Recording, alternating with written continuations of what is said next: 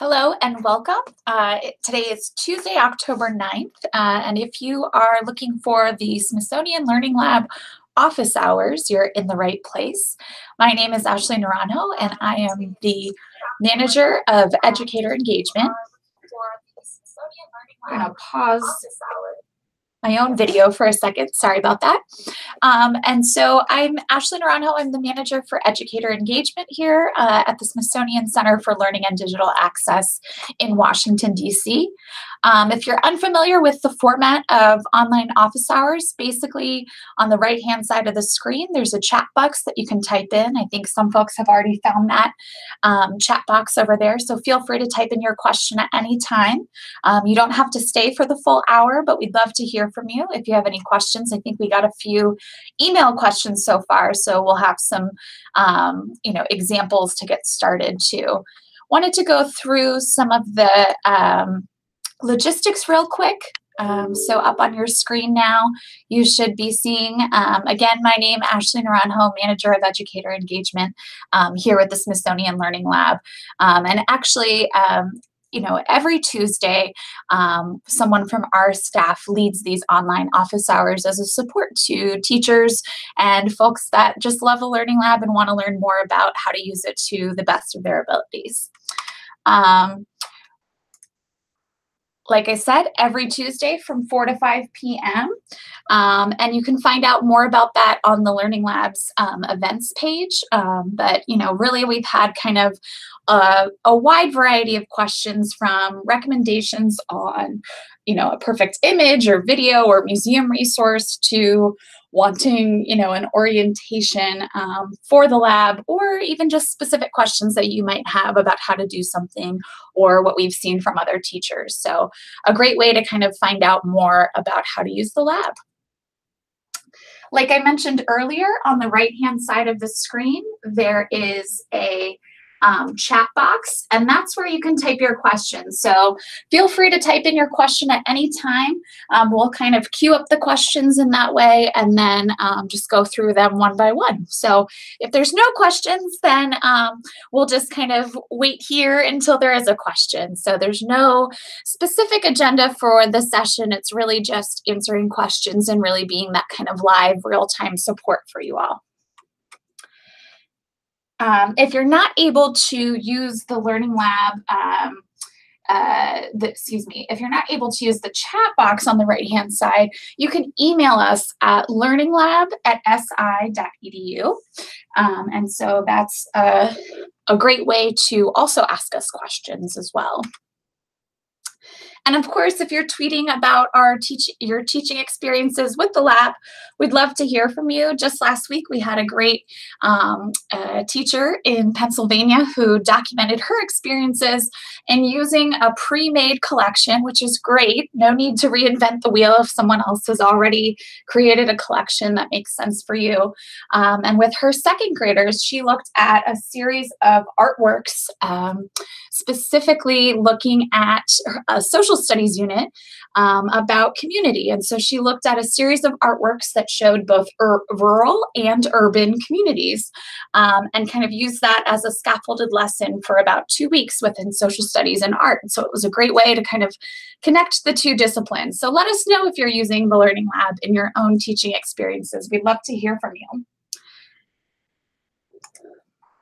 So last but not least, the Learning Lab got a new look over the summer. So if you're just joining us, you might have noticed this, but really, hopefully the homepage is really intuitive as far as getting started. If you're just joining us here in the office hours, feel free to type in the chat a question you might have. I'm going to go ahead and stop my screen share for just a second because I'm going to pull up a question that we received earlier today. And the question is, let's just take a peek. So this teacher was hoping that we could give her some guidance. In about 3 weeks, she's going to start a unit on the Cold War. and they're going to read The Crucible as a primary text. And so she was wondering if there were any recommendations for resources. And so typically what we do when we receive, questions like this is we do a search just like you do to see what's out there. So I'm going to walk you through what that might look like. But I think that's a perfect example, trying to make connections to, for example, The Crucible, which is, a very commonly taught literary text, to contemporary events. So, for example, like the Cold War. I might also suggest some mind mapping if you're not coming up with the right results or things that might be of interest. So we'll walk through that. So with that, I'm just going to pull up my screen real quick. So I've got learninglab.si.edu on.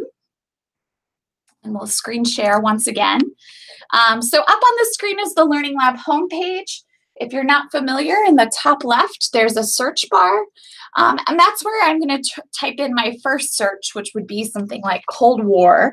Again, we're trying to answer this question for a teacher who wrote in about suggested resources to use with The Crucible. She was especially interested in artwork too. So I typed in Cold War and I got about 886 resources. It looks like some of these are actually videos too, which might be good for contextual information. Some of them are also magazine articles. So again, trying to find some resources that are perhaps secondary resources, but could also give some contextual historical information for students. But since she was especially interested in artwork, I'm going to go ahead and check the refine search box here. And this will allow me to look at just artwork from American Art Museum. Oh, and let's make sure I type in Cold War. There we go. So now we've got 11 resources that specifically have the words Cold War within their description. And so one of the things I like to do is just kind of quickly browse over some of these examples of artwork. And for example, this one here looks kind of interesting to me. You can click on the artifact information on the left-hand side, and you'll see here there's also a label with information. And so this is especially interesting. It says, like many other artists of the Cold War era, Huey Lee Smith explored themes of exclusion and alienation in his painting. So already, those are two words that I would almost jot down as possible additional search terms to go ahead and put into your search as you're looking for paintings that kind of capture the essence of the Cold War era. He also says, the label also says he believed that the African-American experience in particular was one of rejection and isolation, and his feelings of racial disparity frequently influenced his work. In The Stranger, which is what this is called, a lone figure stands in the foreground, engulfed by a brown and green hillside. The man is frozen mid-gesture, looking over his shoulder at a wide gulf separating him from the cluster of homes behind him. The man's race is ambiguous and features blurred, which is clearly a choice that the artist made in order to symbolize every man. And the geography isn't really, it says it's nonspecific, created by the artist from a compilation of sketches and photographic studies of Midwestern landscapes. So already that's one that I might add to a collection or perhaps favorite for later as we're talking about things like Cold War themes, as you're starting to think about the themes within the novel as well. This is one that I think comes to mind. And like I said, I would also kind of hone in on the words exclusion and alienation as another type of search term. I might also think about allegory, especially when we're talking about The Crucible. I think that's also a great way to kind of make connections for students. Might also think about perhaps Joseph McCarthy. And so also there's a ton of portraits that might be interesting too to make connections for students as well. So lots of different connections that I think you could make with visuals to both add context, historical context, but also some of those visuals of the main themes that are a little bit deeper than just the outright connection. So that's actually a question we received online through email. If you have a question, you're watching and you're curious as to how how to get started, or if there's a specific topic that you're interested in, feel free to type in the chat. I'll kind of walk you through my own thought process as I'm thinking about ways you might be able to use these resources with a specific lesson, but would love to hear from you of questions you might have or suggested activities. Like I said, we'll be here kind of with an open agenda, so feel free to ask questions in that way. One other thing I wanted to show while we've got folks online too, my colleague just showed me that, I don't know if you realize this, but the Learning Lab has, if we go to the home page and we'll scroll down just a little bit, if you click on this magnifying glass, it actually shows you all 3.1 million resources that the Smithsonian has. And by no means am I suggesting that you go through resource by resource, but you can also use this refined search toolbar right here to start to hone your search. And so there's over 3.1 million resources, which is incredible. And those are individual digital assets. So things like artworks that we looked at earlier, things like videos, specimen, etc. But then there's also that second tab that has over 4,000 Learning Lab collections. And these are actually collections that teachers, users of the Learning Lab have created. You'll see here there's certainly a number of different kind of wide variety of topics that are covered. There's one on Halloween too. And so you can look through the Learning Lab collections too in the same way. You can start to refine your search to say, show me only things that are for social studies, or show me only things that are for a certain age range. And you can really kind of hone your search in that way. But the one thing I wanted to mention was this number, this 3.1 million resources, is constantly growing. So actually, today we just found that there are over 5,000 resources from the National Museum of Natural History. And as you scroll through, you can see they're in high resolution. I found earlier, oh, this is cool, some coral. But earlier I found an octopus and I found some skulls. And so these are just really great visuals from the Natural History Museum's Education and Outreach Department. And so you can kind of hover over to see these resources in high resolution. So that's really just another great resource to be able to take a peek at. Here's some sedimentary rock sandstone. And like I said, you can kind of zoom in and out, get a closer look. You can look at the multiple images within a given record. You can click on the artifact to find out more information about it. So a great resource that was just added not too long ago. So with that, since there's no questions, we'll just take a quick break. But let us know if you have questions along the way. We'll go ahead and share the chat box here so that folks can see that when they sign on. And I'll stay quiet for just a little bit unless there's other questions.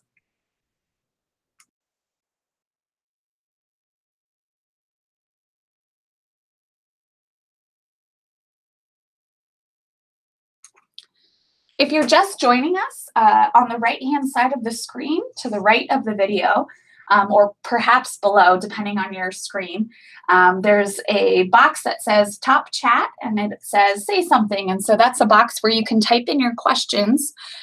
We had an email question earlier, and the email question was about looking for resources related to kind of the Cold War era, McCarthyism, as well as making connections to the Crucible. So we kind of went in a few different directions, thinking about historical era, thinking about the major players within that time, and then also thinking a little bit too about artworks that might help explain things like allegory. So when you're thinking about the Crucible, for sure there was some allegory kind of literary devices that were being used, and so that's also another approach you could take. So sometimes if you're not finding the exact resources you're looking for, that might be another approach. Welcome, Joan. It looks like Joan is glad to join in. She always learns new things, so great to hear. Yeah, we just, like I said, we just talked a little bit about the Crucible. And then we've also been talking about 5,000 new resources that have come from the Natural History Museum's Education and Outreach Department. And so I'll show you a peek of that, Joan, too, just so you can see. Really wonderfully visual resources you can kind of scroll through. The Natural History Museum's Education Center is called Curious with a Q. So that was what I typed in, and then I even honed it just a little bit more with NMNH, Education and Outreach. And so here, this is just a beautiful image that I think students could really kind of dig into. You can zoom in and out. You can see the multiple images too. So a lot of times with these types of objects, there's a top visual, maybe a bottom, and lateral and side views too. And it'll give you a little bit more information too. So really nice to see these two in the Learning Lab, to be able to be used both, certainly lots of visuals to be able to consider when you're building your own collections too. Lots of shells, it looks like, some coral. Oh, fun. So we're also starting to get into some minerals, some eggs. So if you have a question, feel free to type into the chat on the right-hand side. No question too big or too small. We're just taking a peek here at some of the newest resources found within the Learning Lab. Would love to hear how you might use these in the classroom. If there's any questions, feel free to just type them on the chat to the right-hand side. That's kind of cool too. Whoa. A Goliath bird eater, bird-eating tarantula. My goodness. Well, that is quite impressive. So, and like I said, you can use the I button to find out more information. A lot of these were just entered just today, so really exciting to kind of see them, and would love to see how teachers are using them in the classroom, because I think they're especially interesting.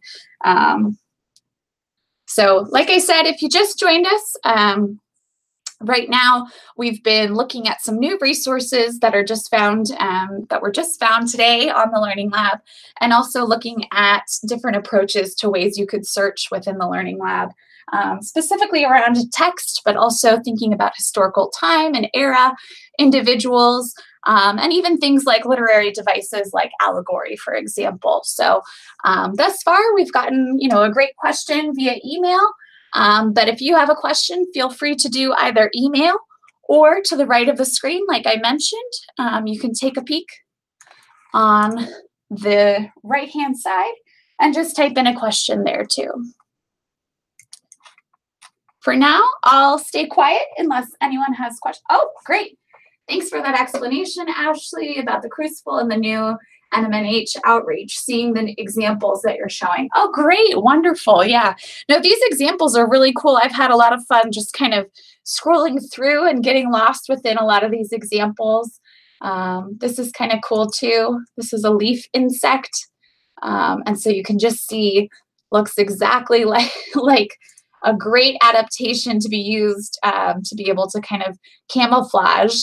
I could just imagine what this would look like in the wild. So kind of fun to see a lot of these specimens, especially these high resolution images, available for teachers and students. So really exciting stuff. So like I said, if you have a question, big or small, feel free to use the chat. Today we've kind of already gone over some history and literature searches, and we've also looked at some high-res images from the Natural History Museum. So feel free to ask a question in the chat. For now, I will mute my microphone, but if you have a question, I'll jump right in.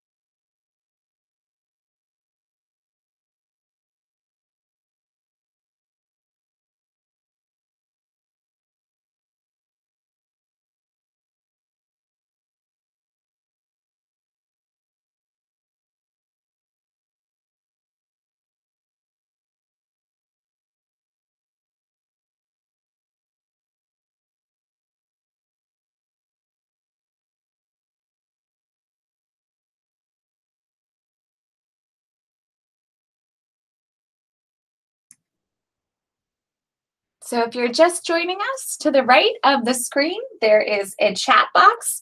No question too big or too small. Feel free to use the chat box to type in your question. It can be anything from, asking for a tour of the Learning Lab, kind of the 101 of what are the basics of the lab, to some specific resources. Like I mentioned earlier, we've gone over some really new, cool resources that are available from the National Museum of Natural History. And those were some high resolution images that you can zoom in and out of and really use for collections to kind of deepen students' knowledge about specimens through their education collections. The other thing that we talked about thus far was a question we received from an email. A teacher asked us, she said she's using, she's going to be teaching the Crucible. And so we had some ideas. We kind of mind mapped how you might go through a search, because you might not necessarily think to search for the title of the text, so to speak, but there's really some themes that are found throughout that novel. There's also of course, some historical context that I think would help students as they're kind of unpacking their reading there. So lots of great suggestions. Of course, those are transferable kind of search strategies too. So beyond just the Crucible, I think those are some ways you might be able to mind map and search for a variety of terms. So feel free to type in the right-hand side. There should be a chat box. That's where you can ask your questions.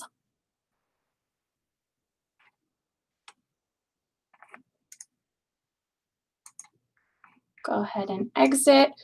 We'll show you this cool giant Malaysian leaf insect that we found. Like I said, you can zoom in and out on the bottom right to see greater detail.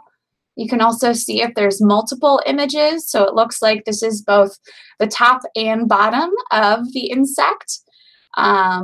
What's great about this too, so this is just a high resolution image of part of their education collection. If you type in leaf insect 2, I believe, there we go. So now we can see multiple leaf insects. We can also see, if we update the search, there is this great video of a scientist / educator from the Natural History Museum, and he's actually talking about this specific insect, and so you can kind of take a peek and see those videos as well. So a lot of times if you're finding static images and you want more context, videos can be really a great way to kind of add in some context for you and your students. So just so happens that we happen to have a video with him kind of pointing out some of the details of the giant walking leaf, which I think is pretty cool. It looks like, too, there was another question. Touring the new resources, I think of carpenters looking at new tools, knitters learning new types of yarn. What other lifelong learner groups would find story ideas by looking at these resources? Oh, so so we searched for curious, and let's see, search for curious, and we'll kind of refine our search. So yeah, I mean, I think this is also a way to be able to model for students what is the work of a scientist, what are the types of collections that they're looking at too. So even these cockroaches, there are people that study these cockroaches, these butterflies, these moths, and these different insects too. Could certainly be inspiration too for artwork. A lot of this coral is just so beautiful.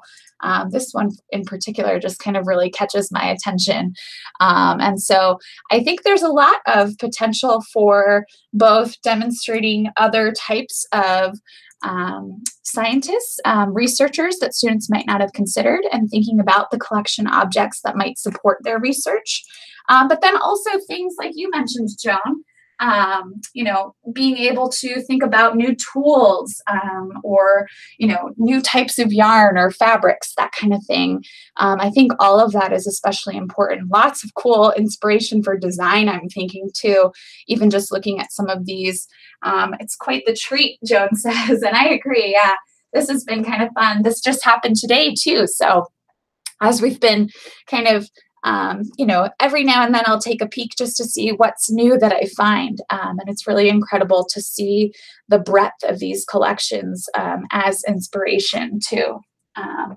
Great for compare and contrast too, observation and interpretation, looking closely, all of those different types of elements. I could see, you know, some really good collections coming out of this, kind of sub-collections of this larger 5,000. You can also, when you're searching, for example, Curious here I put in, which again is the name of the National Museum of Natural History's Education Center, you can also type in additional search terms too. Like for example, let's see if there's any skulls. Oh, I think we found 117, which is great. Might take a second to load, but there we go. And there we go. We've got possums, we've got American black bear, cougar, mountain lion, kangaroo, wallaby. So really cool to be able to start to take some of these resources, make connections. There's some folks that you might recognize. There we go. There's a warthog, monkeys, baboons. So really cool to be able to just kind of compare a lot of these resources, start to make connections. There's a human skull, domestic pig. So what are the differences? Modern human too. We're going to go ahead and favorite that one, both for Halloween as well as for just viewing these resources in action. This is really great. So again, if you're just joining us, you can ask questions of us in the right-hand side. There's a chat box. Joan and I have been chatting a little bit about a teacher question about the Crucible. We've also been chatting about some of these new resources that are available within the Smithsonian Learning Lab too in high resolution. So for example, this resource here, there's actually 20 different images of this resource. And so you can scroll through these resources, you can zoom in and out. A lot of times the multiple images actually show you different views or experiences within looking and viewing these specific specimen. Joan also says, I recall the bone collection, I think, at Natural History, and I was wondering if that was going to be available.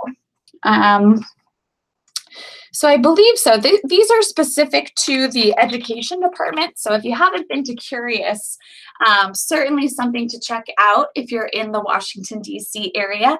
They have shelves and shelves and shelves of storage that's actually available. It's open storage that's available for students and teachers to come on in during their open hours and take a peek under the microscope with all of these specimens and really kind of try out their hand at science. So this is kind of interesting to see some of these bones too, both tools and specific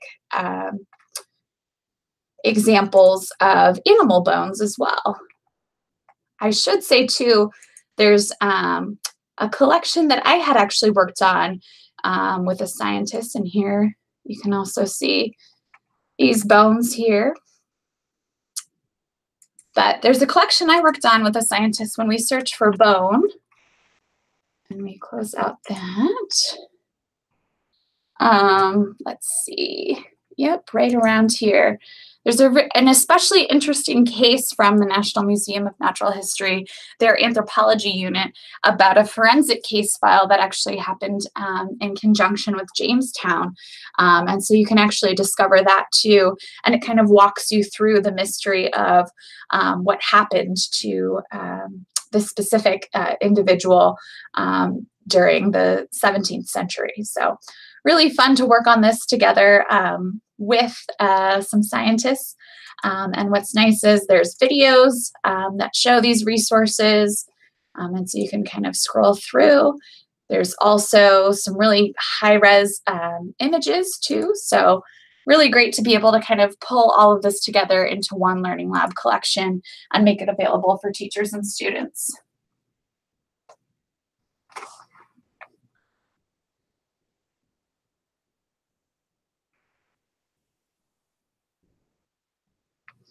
Great. So if you have additional questions, please feel free to, in the chat box, just type a question. You can also kind of use terms like bone and start to see what we have available as far as collections go. On the left-hand side, there's the resources page too, so you can start to kind of hone your search using some of these filters on the left-hand side as well. And we've been looking at bones too, kind of a fun one. I just favorited it, maybe to add to a Halloween collection or to go kind of deeper into the skeletal system, all sorts of different connections you could make. If anyone has any questions on the right-hand side, you can type into the chat. Over on the right, I have an image up right now, so you can take a peek at where that is on your screen. No question too big or small. Thus far, we've been talking about search. We've been talking about some suggested resources that just came into the Learning Lab's growing collection of digital media. So there's about 5,000 new images from across the Natural History Museum's collections that are now available to teachers and students online to be able to build collections around them. So if you have a question, feel free to ask. I'll be here. There's no real agenda for this hour, so please feel free to ask a question. If there are no questions, I'll go ahead and mute myself until there's a question that pops up. If you are unable to ask a question in the chat box, you can also email us at learninglab.si.edu.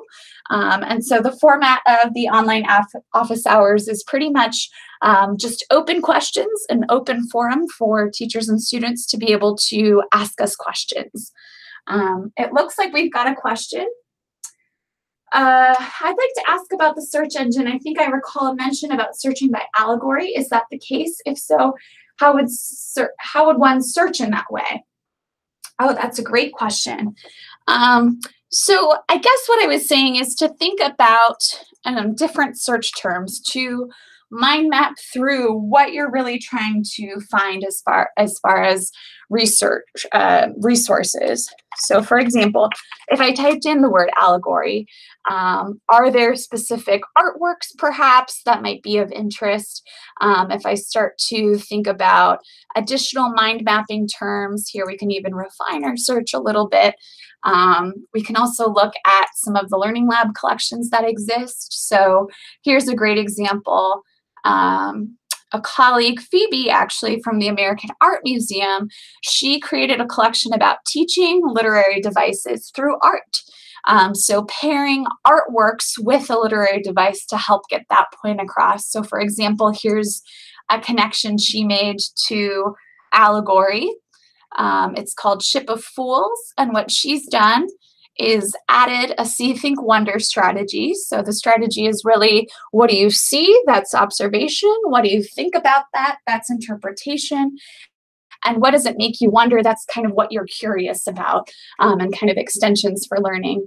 And then she's also added a little bit of context for folks. So as they're thinking about how might this painting be considered an allegory, she's given some context as to how she believes that this painting does so. So again, just kind of thinking through some of the different strategies you might include.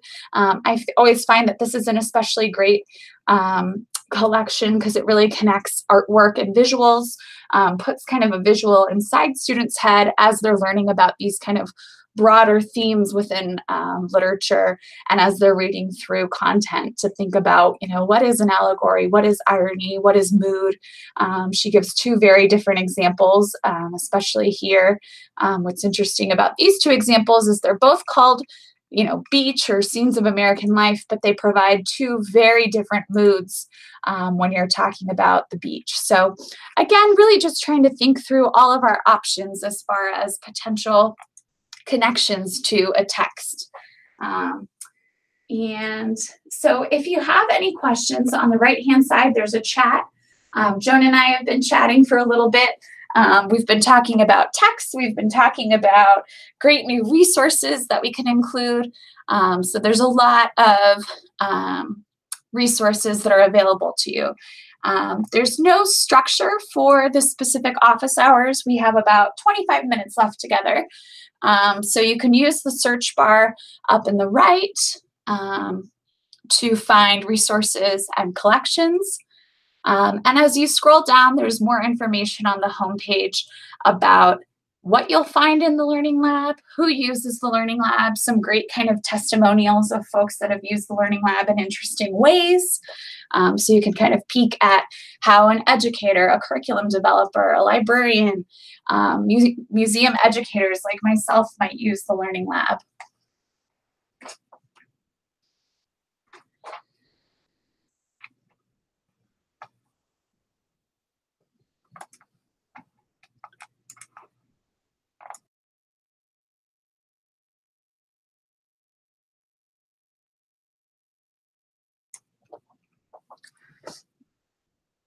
So if you have a question, feel free to type it into the chat box on the right-hand side. That's kind of how we'll communicate for this hour. So like I said, we have about 25 minutes left together. Feel free to type in a question on the right-hand side where it says chat. If you don't have access for some reason to being able to type in that chat box, you can also send us an email at learninglab.si.edu. We got an email earlier today.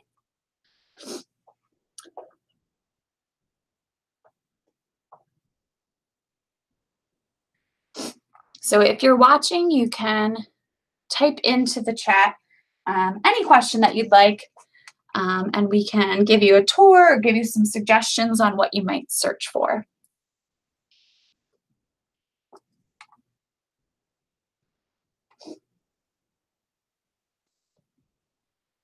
Oh, great. Joan says that was good, and more examples of marvelous things that I learned that I didn't know about.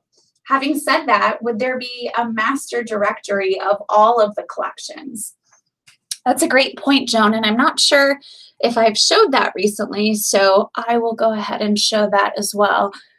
This is actually one of my favorite tools. If I'm not sure what I'm what I'm going to be searching for, sometimes I don't even have a good idea of a search term. Sometimes I start by just clicking on the magnifying glass. So I didn't type anything into the search, and I just click on the magnifying glass. And when I do so, I can see all 3.1 million resources, but I can also see all 4,302 Learning Lab collections. What's interesting about this too is, of course you can hover over and you can see examples. We've got an Edgar Allan Poe collection and a Halloween collection, which I think are especially useful for October. But what's nice about this is you can actually hover over on the right-hand side and switch between the grid view, which is these images. A lot of the collection objects within the Learning Lab are especially visual. Or you can switch to list view, and some people prefer that.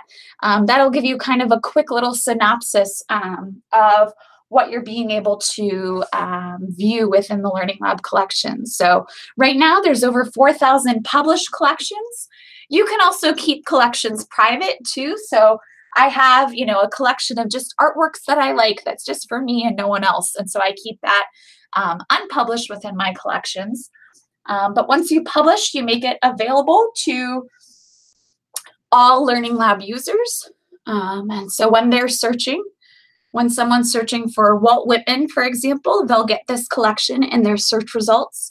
But this is a nice way to be able to see the entirety of the Learning Lab collections. It looks like there's a series of specific writers and examining portraiture, which I think is a great example, how you can kind of apply one strategy, one skill to a number of different museum resources and kind of keep it scaffolded for students so that they're seeing routines of strategies, in sequence. There's also kind of just a fun collection it looks like Darren made about Halloween and some crazy things within our collections. That's a pretty creepy, oh, it says creeping baby doll patent model, but I would use the word creepy as well. And so you can click on the information tab for a little bit more information and start to see why it might be in our collection and some context. So for example, this is a mechanical toy, and thinking about those types of inanimate objects that were built to imitate human life. So this is kind of interesting. And it was made in 1871. So that's the stuff that nightmares are made of, in my opinion. And you can see multiple images too. So that's just an example of what you might be able to find within the Learning Lab. It says, oh, great. So Joan says, okay, so 4,302 collections. I wonder about an index of the collection similar to what a person finds in a cookbook. Apples, apple cake, apples with pork. You're making me hungry, Joan. Well, so what's nice about this, like I said, you know, there's 4,000 collections, and clearly folks don't want to go through all 4,000 to be able to know exactly what's there. So you can do one of two things. You can refine your search, and the set of refinements on the left-hand side are different from what you would use for resources. So for example, you know, unlike a cookbook, in education, we might use things like subject area, we might use things like age range. Here's educational features, so the language that it's in, who the end user is. So is this something I can give to a student right away? Is this written to a teacher, like a lesson plan? Is this something a parent might enjoy? If it's a student activity, how long it might take too. So are we looking for a unit-long project, or are we looking for something that's just real specific and it's less than an hour and it's a quick activity? You can also hone your search to show only things that were created by Smithsonian staff, or things that were created by people who are in the classroom and teachers, Learning Lab users. You can also see collections that have video, for example. So maybe that's something that's important to you. You can go ahead and click on that and see all of the collections that show video. And again, you can also show all of the collections that might have a quiz question or an image hotspot. So you can start to really refine what's in the collection and what the collection's about. But for example, like your apple example, Joan, where you're looking for apples with pork and apples, apple cake and apples, you can also type, once you've got this 4,000 Learning Lab collections, you could also really start to say, okay, I'm seeing a trend that there's some collections that have to do with portraiture, let's say. So if I type in portraiture, now I can start to hone my search, and I'm getting those first few collections that I got earlier, but I might be also getting some examples. For example, here, the art of portraiture. I've got more examples of ways people are using portraiture and approaches that they're using as we're looking at portraiture. So there's some great examples.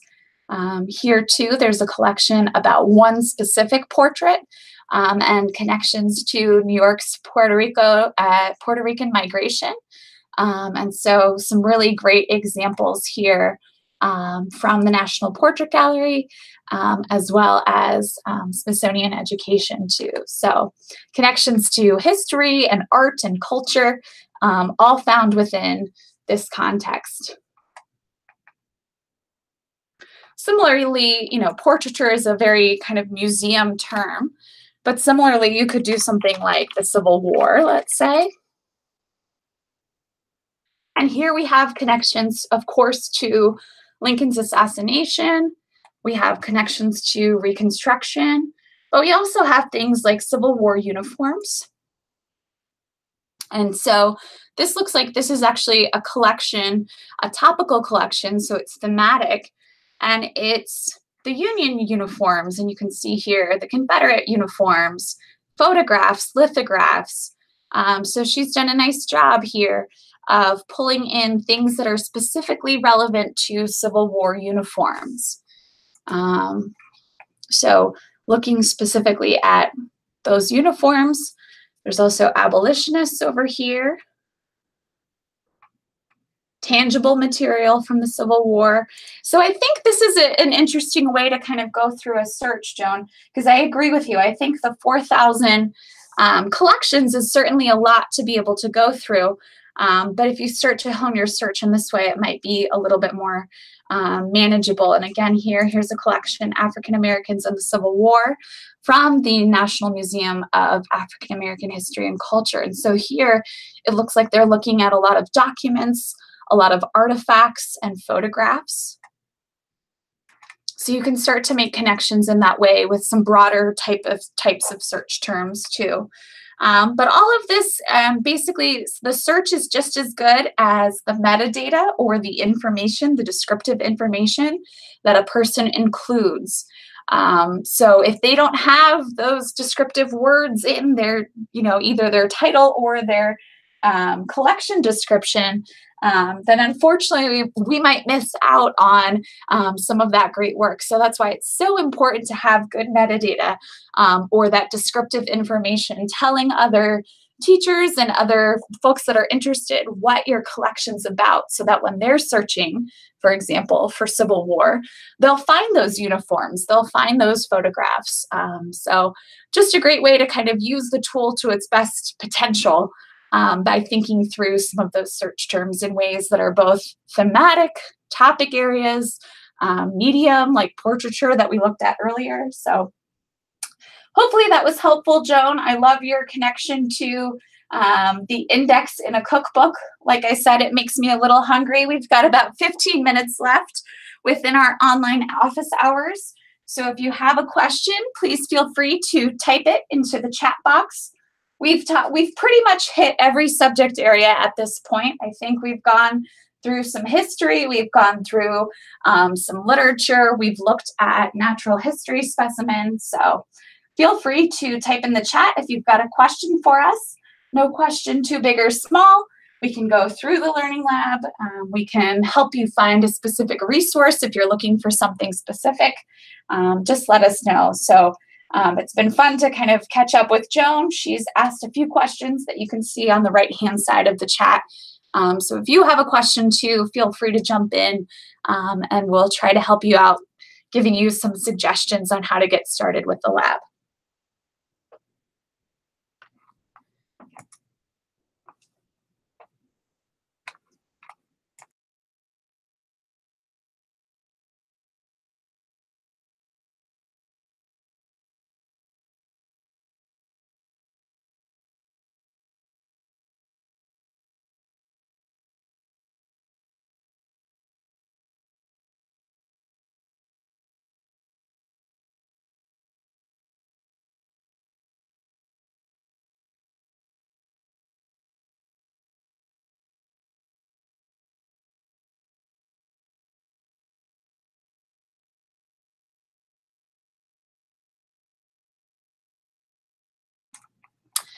So I know there's a few people who have kind of joined us and come in and out. I just wanted to introduce myself. My name is Ashley Naranjo. I am the Manager of Educator Engagement at the Smithsonian Center for Learning and Digital Access. Every Tuesday from 4 to 5 p.m., we have online office hours. We've been going for about 45 minutes and we've had some great questions, some interesting new discoveries too. But if you're just joining us and you have a question you'd like to have answered, please feel free to write in the chat box. The chat box is located to the right of your video screen. You'll probably see where Joan and I have been chatting throughout this afternoon. I think it's a great way to learn more about the tool. We're constantly learning more and more, and new things are being added, both collections that are created by teachers, museum educators, but also the museums are constantly adding more digitized content to the databases that hold all of these collection objects. So for example, just today, there were 5,000 new natural history specimens. So we were looking at those, and those are in high resolution. So they're really great for analysis that students can be doing. So if you've got a question, just type it in the chat box on the right-hand side, and we'll try to answer your question as best as we can.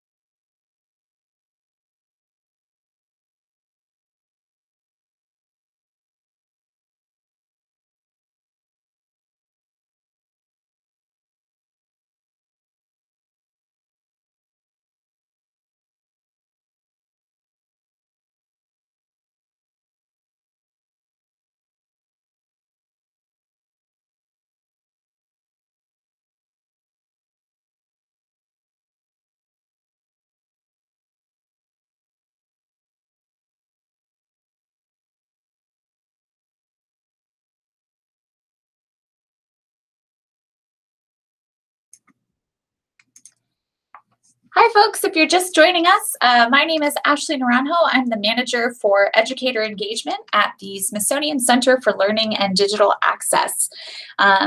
We have been going for just about 50 minutes in an online office hours, so feel free to ask a question in the chat box to the right of your screen where you're watching this video. No question too big or too small. We can give you a tour of the Learning Lab site, which holds, I think now, over 3 million digital resources. We can show you some examples of collections that have been created both by museum educators like myself, as well as teachers from across the country. I think we're up to 4,000 collections too. So feel free to use the chat. There's no planned agenda for this hour, so if you've got a question, now's the time to ask.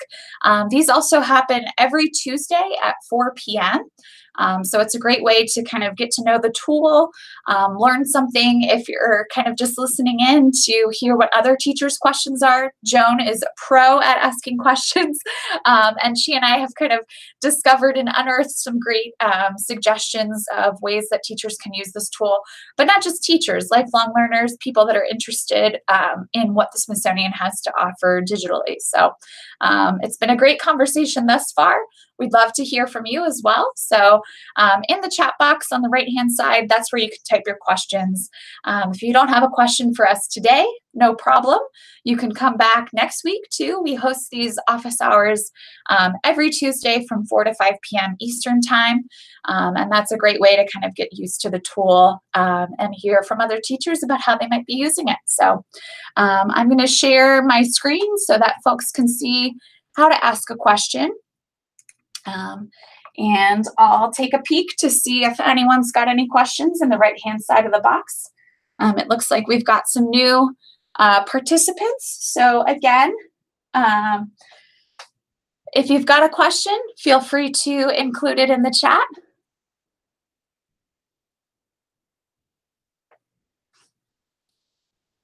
Thus far, we've looked at some really interesting stuff, and maybe I'll even just give you a quick tour of what we've looked at.